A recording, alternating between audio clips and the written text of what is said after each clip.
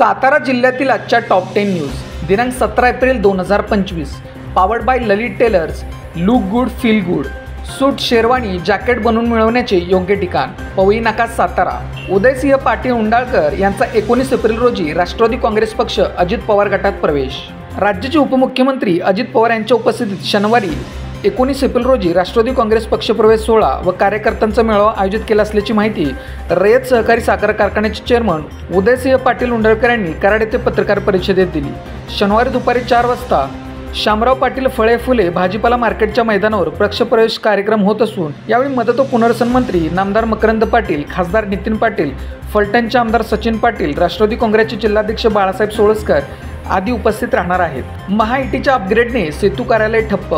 जिल्ह्यात हजारो दाखले रखडले। विद्यार्थी पालक चिंतातूर। राज्य सरकारच्या महाआयटी विभागाने मार्च एंडनंतर एप्रिल महिन्यात आलेल्या सलग सुट्ट्यांचा मुहूर्त साधत सुरू केलेल्या सॉफ्टवेअर अपग्रेडमुळे सातारा जिल्ह्यातील सेतू कार्यालयांचे कामकाज ठप्प झाले आहे। त्यामुळे जिल्ह्यातील हजारो दाखले रखडले असून विद्यार्थी पालक चिंतातूर झाले आहेत। अनेक उमेदवारांना दाखले परीक्षेचा फॉर्म भरण्यास अडथळा येण्याची शक्यता निर्माण झाल्याने महाआयटीच्या ढिसाळ कारभाराविरोधात तीव्र संताप व्यक्त होत आहे। ऑनलाईन दाखलेच मंजूर होत नसल्यामुळे सेतू कार्यालयातील दाखले तयार करण्याची प्रक्रिया मंदावली आहे। महाआयटीने या अडचणी दूर करण्यासाठी तातडीने उपाययोजना करणे आवश्यक आहे। महाआयटीच्या सॉफ्टवेअर अपग्रेडमुळे सातारा जिल्ह्यातील सेतू कार्यालयाचे कामकाज ठप्प झाले असून त्यामुळे हजारो दाखले प्रलंबित आहेत। सरकारने समस्येचे गांभीर्य ओळखून तातडीने उपाययोजना कराव्यात अशी मागणी विद्यार्थी व पालकांच्याकडून होत आहे। जेडपी समोर ग्रामपंचायत कर्मचाऱ्यांचे आंदोलन। ग्रामपंचायतच्या कर्मचाऱ्यांना वेळेत पगार द्यावा यासह अन्य मागण्यांसाठी महाराष्ट्र राज्य ग्रामपंचायत कामगार सेनेच्या वतीने बुधवारी जिल्हा परिषदेसमोर आंदोलन करण्यात आले। यावेळी कर्मचाऱ्यांनी जोरदार घोषणाबाजी केली। दरम्यान जिल्हा परिषदेतील अधिकाऱ्यांच्या आश्वासनानंतर आंदोलन मागे घेण्यात आले। ग्रामपंचायतीतील शिपाई, क्लार्क, पाणीपुरवठा कर्मचाऱ्यांनी या आंदोलनात सहभाग घेतला। जुदोपटू साक्षी बनसोडेला शिवछत्रपती राज्य क्रीडा पुरस्कार जाहीर। सातारा जिल्हा पोलीस क्रीडा प्रबोधिनीमधील जुदोपटू कुमारी साक्षी हरिदास बनसोडे हिला महाराष्ट्र शासनाचा प्रतिष्ठित शिवछत्रपती राज्य क्रीडा पुरस्कार जाहीर झाला आहे। क्रीडा क्षेत्रातील उल्लेखनीय कामगिरी करणाऱ्या खेळाडूंना हा पुरस्कार दिला जातो। साक्षीने 2024 मध्ये आंतरराष्ट्रीय स्तरावर चमकदार कामगिरी केली आहे। तुर्कस्तानमधील कझाकिस्तान येथे झालेल्या वर्ल्ड डेफ जुदो चॅम्पियनशिपमध्ये तिने भारतासाठी पहिले कांस्य पदक जिंकले। यानंतर मलेशियात झालेल्या 10व्या एशियन पॅसिफिक डेफ गेम्समध्ये तिने जुदोच्या 57 किलो वजनी गटात सुवर्ण पदक पटकून देशाचे नाव रोशन केले होते। पुढील 3 ते 4 दिवस उष्णतेचा पारा वाढणार। हवामानात उल्लेखनीय बदल होत असून आता पुढील 4 ते 5 दिवस तापमान 40 अंशापेक्षा अधिक नोंदवता येईल अशी माहिती हवामान विभागाने दिली आहे।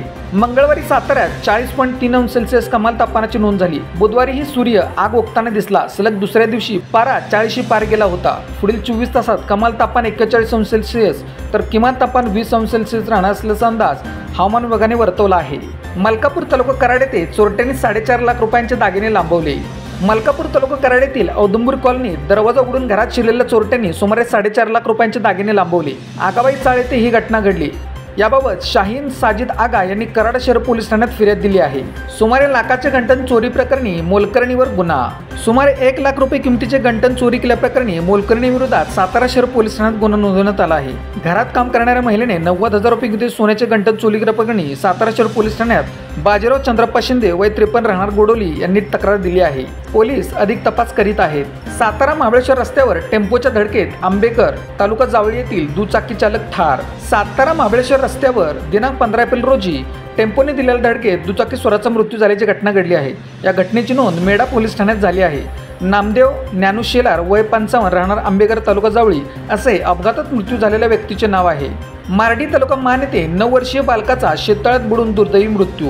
मार्डी तालुका मान येथील शंभूराज शशिकांत राजमाने वय 9 इयत्ता 3री मध्ये शिक्षण घेत असलेल्या बालकाचा शेततळ्यामध्ये बुडून मृत्यू झाल्याची घटना घडली आहे। शंभूराज हा प्राथमिक शिक्षिका सुनीता चांदकिरण नलावडे यांच्याकडे तबला व पेटी वाजवण्याच्या क्लाससाठी त्यांच्या घरी जात असे। बुधवारी दुपारी साधारणपणे 3 वाजता सुमारास सायकल घेऊन तो क्लासला गेला होता। रात्री उशिरापर्यंत तो घरी आला नाही म्हणून पालकांनी नलावडे व इतर मुलांना विचारले असता तो क्लासला आला नाही असे सांगण्यात आले। शोधाशोध केल्यानंतर नलावडे यांच्या घरामागे असणाऱ्या शेततळ्यात पडून मृत्यू झाल्याचे दिसून आले। शेजारीच त्याची सायकल व चप्पल पडल्याचे दिसून आले। याबद्दल पोलीस अधिक तपास करीत आहेत। कोरेगाव तालुक्याच्या उत्तर भागातील चौनेश्वर येथील डोंगराला लागला वनवा। करंजखोप येथील युवकांनी शर्थीचे प्रयत्न करत आग विझवली।